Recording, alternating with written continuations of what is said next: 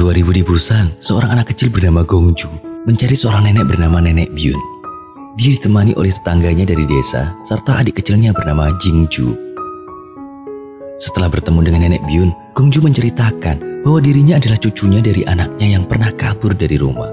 Namun, anak nenek tersebut kini telah tiada. Setelah menetap di Busan, Gongju memulai sekolah di tempat barunya. Dia bertemu dengan kawan yang menarik, seperti Wuram, seorang anak lelaki yang peduli, dan Angel, seorang gadis kecil yang menyukai Wuram, akan tetapi sifatnya seperti seorang putri raja. Kehidupan yang kurang berkecukupan membuat Gongju dan Nenek Byun mengambil sampel popok dan susu di sebuah minimarket.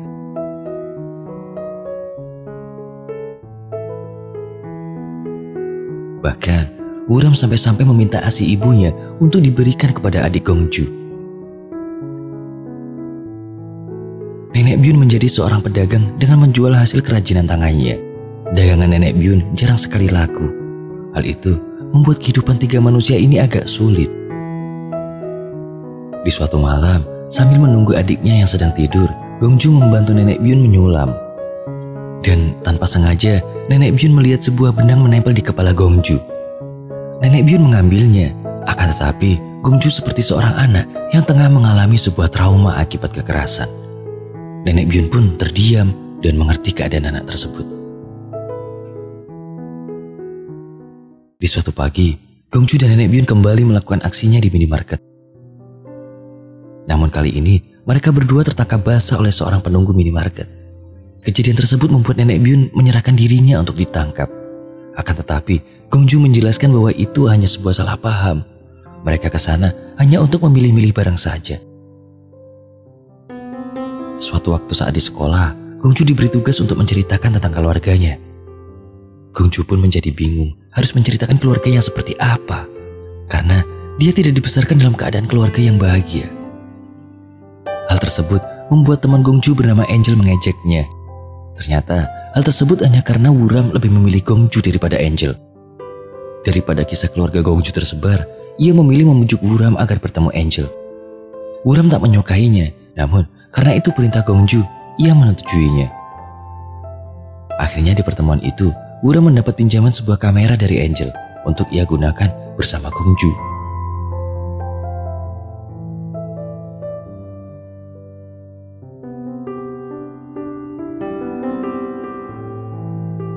Kehidupan yang sulit di keluarga Gongju membuat ia dan neneknya sering memakan gula saja untuk menambah energi.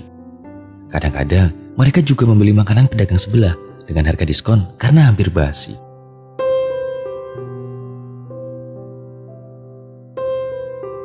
Suatu ketika saat di kelas, Gongju tak dapat mengikuti kelas olahraga. Itu karena Gongju tak mampu membeli seragam untuk olahraga. Di saat teman-teman Gongju pergi, Gongju melihat sebuah dompet milik teman Angel dan mengambilnya. Tentu saja tuduhan pencuri diarahkan pada Gongju yang miskin. Karena hal itu, Nenek Byun dipanggil pihak sekolah atas tuduhan kelakuan cucunya tersebut. 우리 아는 아니라던데. 그러고 도둑질 네가 봤나? 우리 이 열매가 지금 미친나? 아니 이것만 아니다.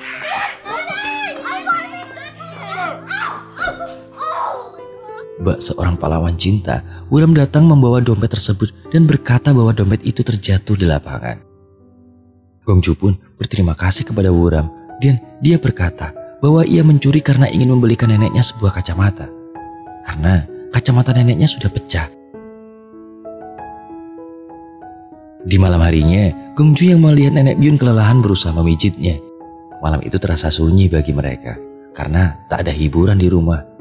Televisi yang mereka punya pun tiba-tiba saja rusak, sehingga untuk menghibur diri, mereka melakukan sebuah permainan bernama Apa Kau Tertipu. Dan cara mainnya adalah dengan mengungkapkan sebuah kejujuran, dan jika lawan mainnya terkejut, maka dialah yang kalah. Permainan pun berlanjut, sampai Gongju tak sengaja berkata bahwa ia bukanlah cucunya dan ibu tirinya tersebut telah banyak melukainya. Mendengar hal tersebut, Nenek Byun hanya tersenyum. Rupanya dia telah mengetahui hal tersebut. Nenek Byun juga tak akan meninggalkan cucu-cucunya, dan dia juga meminta maaf karena anaknya telah berbuat kasar pada Gongju. Pagi harinya, Gongju dan Nenek Byun membawa Jingju untuk melakukan vaksinasi. Mereka rupanya tak sependapat tentang vaksin yang diberikan. Gongju ingin vaksin mahal dan Nenek Byun ingin yang murah. Karena hal tersebut, mereka lupa akan Jingju sehingga dia pun terjatuh. 공짜면 무조건 다 고마워하라고 해. 화를 저래 설렁설렁하게 보노. 진짜 괜찮아. Setelah dilakukan perawatan, dokter menjelaskan bahwa Jingju menderita penyakit langka yang membuat tubuhnya sulit untuk sembuh. 네 차례잖여.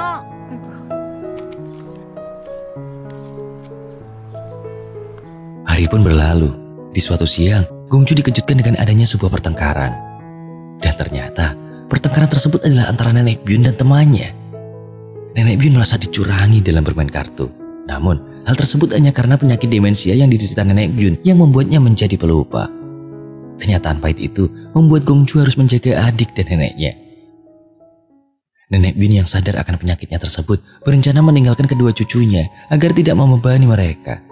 Namun, Gongju tak mau ditinggal oleh Nenek Byun. Dia sangat sayang kepada neneknya tersebut. Di suatu pagi yang cerah namun terik, Nenek Byun tertidur saat menjaga Jingju. Karena kecerobohannya tersebut, membuat Jingju terluka bakar karena sinar matahari melukai kulit Jingju lewat kacamata yang terfokus. Karena hal tersebut, Jingju harus dirawat kembali di rumah sakit. Dokter yang merawat Jingju kala itu berencana mengadopsi Jingju karena kemiripannya dengan anak mereka yang telah tiada. Jingju pun harus dirawat di rumah sakit luar negeri untuk menyembuhkan penyakitnya. Gongju yang mendengar hal tersebut menjadi marah dan pergi ke rumah sakit. Akan tetapi saat di sana dia mendengar para perawat membicarakan pasangan dokter tersebut yang ternyata mereka tulus ingin menyembuhkan Jingju. Gongju akhirnya mengerti dan memperbolehkan adiknya untuk diadopsi. Penyakit demensia Nenek Byun semakin hari semakin parah. Dia menghabiskan makanan yang telah dia buat tanpa menyisakan sedikit pun untuk cucunya. Dia pun menemui temannya untuk membuat tato nama cucu-cucunya agar ia tak akan pernah lupa. Akan tetapi, penyakit tersebut seperti mengambil hidup Nenek Byun. Setelah Jingju dibawa untuk diadopsi, Nenek Byun tiba-tiba marah kepada Gongju. Ia menuduh cucunya tersebut memperbolehkan adiknya untuk diadopsi. Padahal, sebenarnya Nenek Byun sendiri yang sudah memperbolehkannya. Hal itu dikarenakan penyakit demensia Nenek Byun kambuh lagi. 꼴도 보기 싫다. 니도 진짜 따라가라. 어이. 내 집에서 나가라. 니 좀 치아라. 밥부터 있어. 새 심줄 같은 나 쫓아내려면 더 힘내야 돼. 와 이런 거는 네 포트 학교 가라. 응? 밥 좀 꼭 드시게 해서 꽁해.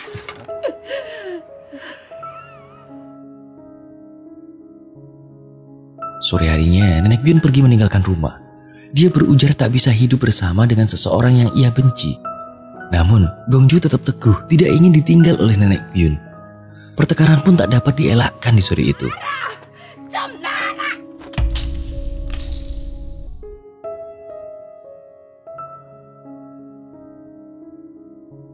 Karena pertengkaran tersebut, Gongju memutuskan untuk tinggal bersama dokter yang mengadopsi adiknya. Namun, suatu waktu dia bertemu Nenek Byun dan dia pulang ke rumah Nenek Byun. Di sana, sambil mencuci rambut Nenek Byun, mereka berbincang-bincang. Nenek Byun ingin pergi dari rumah dan berobat agar penyakit demensianya bisa sembuh. Gongju pun menjadi sedih karena ditinggal Nenek Byun.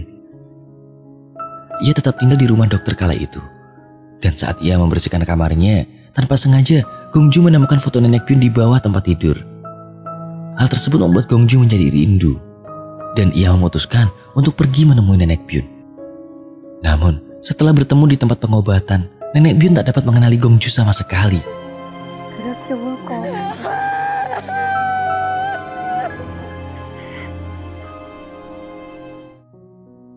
Beberapa hari kemudian, Gongju meninggalkan sepucuk surat di kamarnya di rumah pasangan dokter yang merawat adiknya.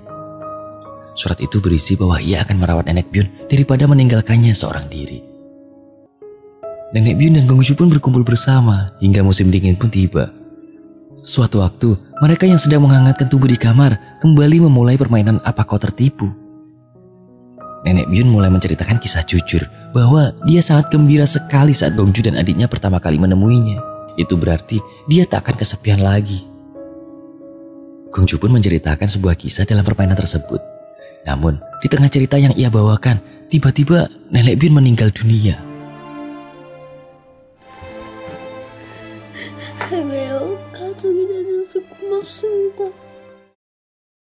Beberapa tahun setelah meninggalnya Nenek Byun, Gongju dan teman-temannya telah tumbuh menjadi seorang yang dewasa. Dalam pameran foto yang dibuat oleh Gongju, datanglah Buram dan Angel yang telah menjadi sepasang kekasih. Setelah semuanya sepi, Gongju bertemu dengan seorang gadis cantik yang memakai shawl pemberian Nenek Byun. Shawl tersebut dibuat Nenek Byun khusus untuk cucu-cucunya. Gadis tersebut adalah adiknya yang bernama Jingjo. Mereka pun tak bisa membendung rindu yang telah lama mereka pendam.